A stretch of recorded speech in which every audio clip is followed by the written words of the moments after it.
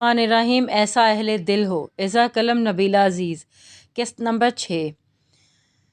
दरियाए अटक के पुल से गुजरते हुए शहरज़ाद ने सबसे पहले वो सीडी डिस्क बाहर फेंकी जिसमें मखदूम शाह का फेवरेट गाना था, कभी कभी मेरे दिल में ख्याल आता है था। फिर इसका लाइटर उठा लिया। बेहद स्याह रंग का बहुत नफीस और सादा लाइटर भी अक्सर इसकी मुट्ठी में नज़र आता था। इसने वो भी पानी की वसी आगोश में के हवाले कर दिया। रफ्ता रफ्ता वो अपनी नागवार चीज़ों को अशिया को बाहर उछालती गई और ड्राइव करने वाला इसका मामूजाद कामरान इसे रोकता रह गया। शहरज़ाद ने बतौर ख़ास दूसरे गांव में सिर्फ ड्राइवर बनाकर बुलाया था क्योंकि हवेली वाले सब मसरूफ़ थे और वो चाहती थी कोई सुबह से शाम तक इसका साथ दे सके ताकि वो सुकून से शॉपिंग कर सके। ये क्या कर रही हो? किसी की पर्सनल चीज़ें यूं ज़ाया करना सरासर बदतमीज़ी है। कामरान को बुरा लगा था। इस वक्त ये गाड़ी मेरी है और इसमें मेरी पसंद की अशिया रखी जा सकती हैं। मैं जिसे चाहूँ उठाकर बाहर फेंक सकती हूँ। तुम्हें भी? वो तिनक कर बोली। कामरान इससे 2-3 माह छोटा था, इसलिए बासानी रोब जमा लेती थी। मुझे पता नहीं था कि तुम किसी साजिश के तहत मुझे यहाँ बुला रही हो, वरना मैं अपनी गाड़ी भी ला सकता था।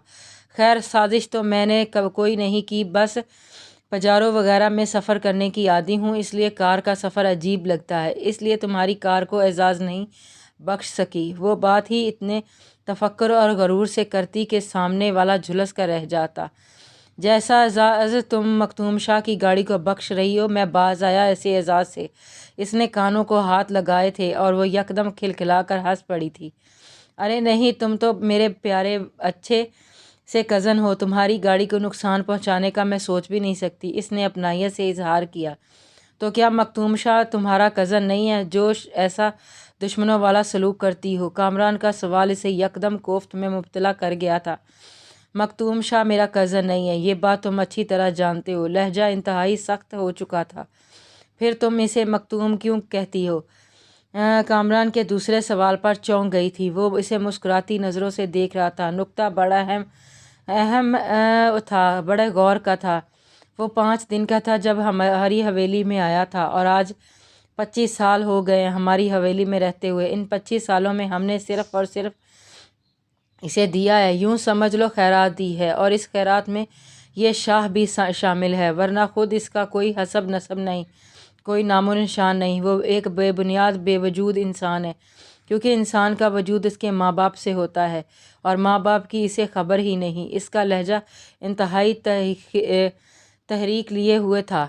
लेकिन तुम्हारे बाबा साईं, मेरे बाबा अंधे हैं, भाई की मोहब्बत में दीवाने हो गए हैं, ज़ात पात चाल ढाल जांच परख सब भूल गए हैं। और इनकी ही दीवानगी थी कि एक औरत की इमोशनल ब्लैकमेल पर अनजाने किसकी औलाद को घर उठा कर ले आए हैं, और वो औरत अपने गले का तोक इसके गले में डालकर अल्लाह को प्यारी होगी और निशानी के तौर पर चंद जेवरात और चचा ख़याम के गले की चेन थमा गई। अब क्या पता वो चेन उन्होंने अपनी बीवी को दी थी या फिर इस नाम नेहादी बीवी को कहीं से मिली थी। ज़रूरी तो नहीं कि वो चेन इनके निकाह का सबूत हो। अगर सबूत दिखाना ही था तो निकाह नामे की ओरिजिनल ना सही फ़ोटोकॉपी ही दिखा देती, कम से कम दिल तो मुतमईन हो जाता ना हो। वो जलकर कह रही थी।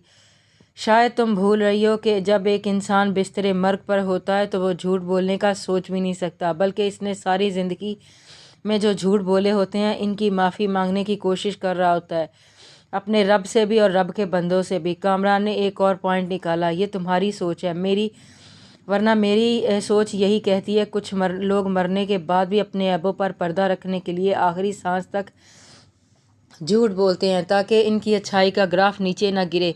शहरज़ाद को इस मामले पर मुतमईन करना या फिर चुप कराना मुश्किल था, इसलिए कामरान ने मगजमारी करने की बजाय सर झटका और गाड़ी एक शॉपिंग मॉल के आगे पार्क कर दी थी। वो इस्लामाबाद भेज चुके थे और अब इसकी शॉपिंग का और कामरान के सब्र आमेज़ वक्त का दौरानिया शुरू हो चुका था, इसलिए तो वो इसे साथ लाई थी।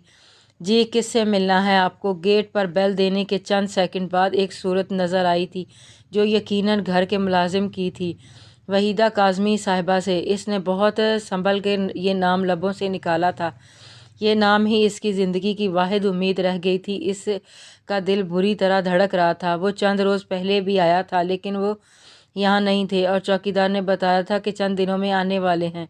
इसलिए वो चौकीदार को अपना सेल नंबर दे गया था। जब वो आएँ तो मुझे इत्तला कर देना और फिर इनसे कहें कि राब्ता करें। और आज इतने दिनों बाद वो खुद ही आ गया था। वो तो चले गए साहब जी। क्या? कहाँ चले गए? इसे करंट छू गया। वापस अमेरिका। और कहाँ? मुलाजिम को इसकी हालत पर हैरानी हुई थी। कब आए थे और कब गए हैं? इसके चेहरे पर मौत की सी वीरानी छा गई। 8 रोज़ कबल आए थे और कल चले गए। बेगम साहबा बहुत बीमार हैं, इसलिए रुक नहीं सके। ओ मेरे खुदा, क्यों मेरी ज़ात का दौरानिया तवील से तवील तर होता जा रहा है। इसने सर पकड़ लिया। क्यों साहब जी, खैरियत तो थी? मुलाजिम को परेशानी होने लगी। वो चौकीदार कहाँ है? मैं इसे नंबर देकर गया था। इसे चौकीदार पर ताव आया। हम इधर है साहब। मखदूम के उकब से आवाज़ उभरी। वो तिलमिला कर पलटा। मैं तुम्हें नंबर देकर गया था। तुम्हारे वहीद साहब आएँ तो मुझे बता देना। फिर तुमने बताया क्यों नहीं? तुम जानते हो तुमने मेरे साथ क्या धोखा किया है। खालिसतन पश्तून लहजे में बोलता वो इस पठान चौकीदार को निगल जाने के दर पे था, इसका बस नहीं चल रहा था कि क्या कर डाले। अम को माफ़ी दे दो, अम से गलती हो गई। आपकी नंबर कपड़ों की जेब में धुल गया है। चौकीदार इसके शदीद गुस्से और इश्तियाल को देखकर हालत देखकर हाथ जोड़ चुका था और वो मुट्ठियाँ बींचकर अपने बथराए हुए सांप कंट्रोल करने लगा। और वो कभी भी इस तरह गुस्से में नहीं आता था, लेकिन या मुअम्मा ही ऐसा था। इससे अब और बर्दाश्त नहीं हो रहा था। जल्द अज जल्द अपनी बेकनारा ज़ात को किनारा देना चाहता था। अपने से ज़्यादा अपनी माँ की ज़ात को मुतबर करना चाहता था। इसके लिए वहीद काज़मी से मिलना ज़रूरी था। बावजूद इसके कि पीर साईं को यकीन और एतबार था और इसकी माँ की सच्चाई और रिश्ते को दिल से मानते थे। जब भी आज तक वहीद काज़मी को खोजने की खास कोशिश नहीं की थी, मगर मखदूम शाह के लिए ये सब खोजना और जानना बेहद ज़रूरी हो चुका था। मुझे वहीद साहब का अमेरिका वाला कॉन्टैक्ट नंबर दे दो, मैं ख़ुद रब्ता कर लूँगा। इसने कदम मोड़ने से पहले कहा, माफ़ी चाहता हूँ साहब जी, उन्होंने नंबर देने से मना किया है। हाँ, उनसे एक बार पूछ लूँ फिर दे दूँगा। आप दोबारा आ जाइएगा, मुलाजिम ने शर्मिंदगी से कहा। मखदूम शिकस्ता खोर्द कदमों से चलता गाड़ी तक आ गया था। गाड़ी में बैठा तो शिकस्तगी का एहसास और बढ़ गया। इसकी गाड़ी हर चीज़ से खाली पड़ी थी। शहरज़ाद ने इसकी गाड़ी को बेदर्दी से वीरान किया था और वो देखकर भी इसे कुछ न कर सका था। अफसोस इसे अपनी चीज़ों के ज़ाया होने पर नहीं था। शहरज़ाद नफ़रत और तनफ़ुर से हुआ था और इसका जी चाह रहा था कि इस गाड़ी समेत किसी पहाड़ी से गिरकर जान दे दे। नमाज पढ़ चुके हो? मीरान बीबी ने अंदर दाखिल होते हुए पूछा। वो नमाज पाबंदी से पढ़ता था और ये आदत इसे मीरान बीबी से ही हुई थी। नहीं, लफ्ज़ तो इसने एक अदा किया था, लेकिन टूट फूट हज़ारों जज्बों में महसूस हो रही थी। लेकिन जज्बा हर एहसास टूटा बिखरा सा लग रहा था। मखदूम, खैरियत बेटा, क्या हुआ है? वो इसके करीब आ गई थी। इसने चेहरा मज़ीद झुका लिया था। वो इसकी शिकस्ता हालत न देख सकी। क्या मैं पूछ रही हूँ? वह तशवीश से पूछ रही थी और थोड़ी सी देर में ही वो इनकी गोद में सर रख चुका था और मीरान बीबी ने इसके वजूद को देखा, जो चट्टानों सा मजबूत लेकिन अंदर से भरी भरी सी रेत की मानद बिखर रहा था। मेरे लिए दुआ कीजिए ताई अम्मा, मैं बहुत बेसुकूनी में हूँ, मैं बहुत अकेला हूँ, मुझे सुकून चाहिए, मुझे सब्र चाहिए। वो घबगीर बोझल आवाज़ से कहता अंदर ही अंदर लर्ज़ रहा था। इसकी बेसुकून थकी थकी आंखें से चंद बेआवाज़ आंसू फिसल कर इसकी आगोश में जज्ब हो गए थे। वो अपने आप को काफ़ी हद तक काबू कर चुका था, वरना तो धाड़े मार मार कर रोने को दिल कर रहा था। और मीरान बीबी इसके बालों में कंधे पर हाथ फेरती खामोश बैठी थी। बाहर हवेली के हाल कमरे में एक रौनक का समा था। रोज़ाना सारे कज़न इकट्ठे हो जाते थे और खूब हल्ला गुल्ला करते थे, लेकिन इस हल्ले गुल्ले में वो शरीक नहीं होता था, बल्कि वो तो आम हालात में भी अपने कमरे में होता था। सबके दरमियान बैठकर शहरज़ाद के कभी नुदरत चाची के तंज सहना काफ़ी दुश्वार हो जाता था, इसलिए खलवत नशीनी भी भली थी। कुछ आंसू और कुछ अल्फाज बहकर वो कुछ ना कुछ रिलैक्स हो ही गया था। ताई अम्मा, हूँ बोलो, वो इसके बाल उंगलियों से सवार रही थी, लेकिन इसके बोलने से पहले दरवाज़ा ज़ोर से बजा और फिर ज़ोर से खुल भी गया। शहरज़ाद अंदर दाखिल हुई اور پھر ماں بیٹے کا یہ سین دیکھ کر وہ جی جان سے جل گئی تھی۔ اس کے ماتھے پر بل پڑ گئے تھے، ناک بھون کے زاویے بھی بگڑ گئے تھے۔ تمہیں بڑے چچا نے مردان خانے میں بلایا ہے، یہ چونچلے بعد میں کروا لینا۔ وہ انگارے چباتی چلی گئی تھی اور مکتوم نے چہرہ جھکا لیا۔ وہ تو پہلی بار دل سے یوں بے اختیار ہوا تھا کہ ایک ممتا کا سہارا ملتے ہی بکھر گیا تھا، ورنہ تو ہمیشہ اپنے آپ کو قابو میں رکھتا تھا۔ میرے بس میں ہوتا تو میں اس لڑکی کی زبان کاٹ ڈالتی۔ انجانے کس بدبخت نے اسے پٹی پڑھائی ہے۔ میران بی بی اپنی بیٹی پر پھنکار رہی تھی۔ نہیں تائی اماں، آپ کو سب کو اپنی مرضی سے کہنے سننے کا حق ہوتا ہے، شاید وہ بھی گلالات نہیں کہتی۔ آخر کچھ تو ہوا ہو جو میرا بس کرو مکتوم شاہ، کسی ناہنجار کی باتوں کو دل پر لے کر رہے ہو۔ جاؤ، جا کر بات سنو۔ وہ اپنی اکلوتی بیٹی کو کوستی ہوئی چلی گئیں اور وہ سلیپر پہن کر باہر نکل آیا۔ دل کا کچھ غبار کم ہو چکا تھا۔ اسے لاہور آئے ہوئے ہفتہ ہو چکا تھا۔ ان شادیوں کے فوراً بعد ہی اسے CSS کے پیپر دینے تھے، اس لیے وہ مکمل یکسوئی سے تیاری میں لگا ہوا تھا، کیونکہ اسے پتہ تھا ایسے ہنگاموں میں حویلی میں رہ کر تیاری ہرگز نہیں ہو سکے گی۔ لیکن اس ایک ہفتے میں میران بی بی نے کئی بار اسے آنے کے لیے کہا تھا۔ پیر سائیں بھی اس کی کمی محسوس کر رہے تھے۔ اس کا ارادہ مائیوں والے دن جانے کا تھا، لیکن پیر سائیں کے اصرار پر اسے 3-4 روز قبل واپسی کی راہ لینی پڑ رہی تھی، اور وہ ہمیشہ کی طرح سب کے درمیان جاتے ہوئے خاصے صبر و برداشت کو مضبوط تر کرنے کی کوشش کر رہا تھا۔ آج موسم خاصا خنک سا ہو رہا تھا۔ لاہور سے دیر سے نکلنے کی وجہ سے حویلی پہنچتے ہوئے کافی گہری شام راستے میں بچھ گئی تھی، اور اس گہری شام کے رستوں کو ٹھنڈے بادلوں کے آنسو بھگو گئے تھے۔ اسلام آباد سے اس کے گاؤں تک بارش نے اس کا بھرپور ساتھ دیا تھا۔ وہ اس سفر کو تنہا ہونے کی وجہ سے سکون سے طے کر آیا تھا۔ اسے اپنے انتظار میں محو میران بی بی اور بی بی جان کی بے چینی کا بری طرح احساس تھا، اس لیے اتنے پرخطر راستوں کے باوجود گاڑی تیزی سے ڈرائیو کر رہا تھا، اور سچ مچ اتنی شدید سردی کے باوجود اندرونی مین گیٹ کے پاس متفرق کھڑی نظر آئی تھی۔ وہ گیراج میں گاڑی پارک کر کے بارش کی بھجاڑ سے بچتا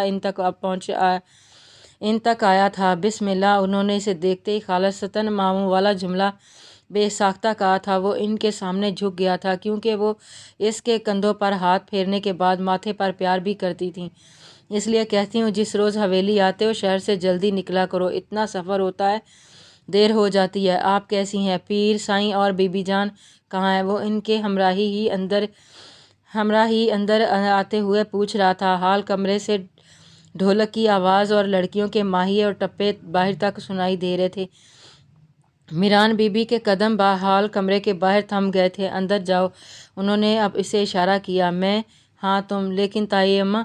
ارے پگلے، اپنی ہی لڑکیاں کون سی غیروں کی ہیں؟ وہ ان کے اصرار پر الجھ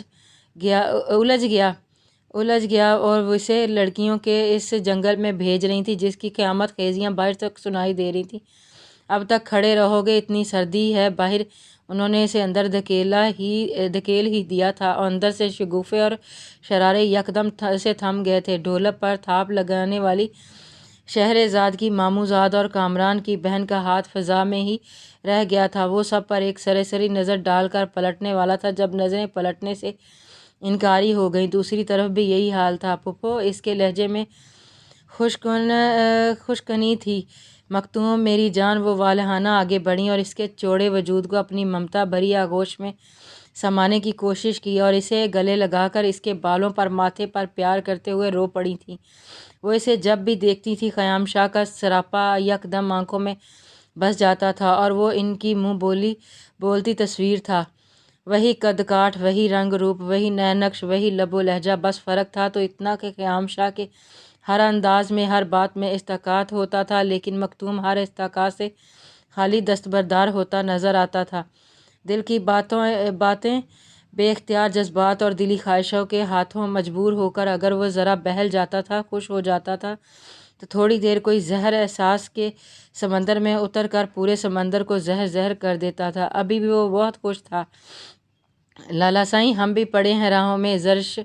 زرش اور سحرش دونوں بے وقت خفگی سے بولی تھیں، کیونکہ وہ میمونہ پھوپھو سے نظر اور دھیان ہٹا نہیں رہا تھا۔ پھپھو ان پاگلوں کو بھی لے آئی ہیں۔ وہ ذرا خوشگوار موڈ میں انہیں تنگ کرنے کے لیے بولا اور وہ منہ پھلا کر گھورنے لگی تھی۔ پھر یکدم ہنستی ہوئی دونوں آ کر اس کے کندھے سے لگ گئیں اور شہرزاد کی تمسخر نگاہیں اس کی خوشی کو پھر سے نگل گئی تھیں۔ ڈھولک کی تھاپ پر پڑنے والے شروع ہو گئی تھیں۔ میرا جی ماہیا جانی وے کیارا فصلاں دی، لا کے ہٹ جائے جانی اے کوئی کم نسلاں دی۔ میرا جی ماہیا جانی وے کیارا تھوپا دی، لا کے ٹر جانی۔ مکتوم ان چیزوں سے انجان اور بے خبر ہونے کے باوجود اسلحہ اور نسل اور قوم ذات پات کے طعنوں کو اچھی طرح سمجھ گیا تھا۔ اس نے لڑکیوں کے ساتھ مل کر جان بوجھ کر اس کی موجودگی میں یہ ٹپے گائے تھے، لیکن پھر بھی شہرزاد اپنا کام نکال چکی تھی۔ وہ اس کے طنزیہ اور تمسخر نظریں دیکھ چکا تھا، ابھی وہ کوئی اور تیر چھوڑنے والی تھی۔ مکتوم پلٹ کر باہر نکل گیا۔ وہ اپنی فتح مندی پر اکیلی ہی کھلکھلا کر ہنسی تھی۔ اس نے مکتوم شاہ کی خوشی کو آگ میں جھونک دیا تھا۔ وہ باقی کا وقت بھی میمونہ پھپھو کے پاس کمرے میں بیٹھا رہا، مگر وہ پہلے سی خوشی واپس نہیں آئی تھی۔ سینے میں جلن کا احساس ہو رہا تھا اور جلن ایسی تھی جس کا مرہم نہیں مل رہا تھا۔ پھول کہاں ہے؟ اس نے ہال کمرے میں رکھی مہندی کی پلیٹوں کو دیکھ کر کہا تھا، کیونکہ ابھی تک سارے فنکشن کی تیاریوں میں صرف پھول نظر نہیں آئے تھے، باقی سب کچھ موجود تھا۔ سب لڑکیاں اپنے کمروں میں تیار ہو رہی تھیں۔ مکتوم لالا کہہ رہے تھے کہ 10-15 منٹ تک پھول پہنچ جائیں گے۔ تم یوں کرو، ایک بار پھر انہیں یاد دہانی کروا دو۔ حمیرہ نے پاس سے گزرتے ہوئے اطلاع فراہم کی، یہ آپ کے مکتوم لالا ملیں گے کہاں؟ اس نے صاف طنز کیا، اپنے بیڈ روم میں۔ حمیرہ بولی۔ کنٹینیو جاری ہے۔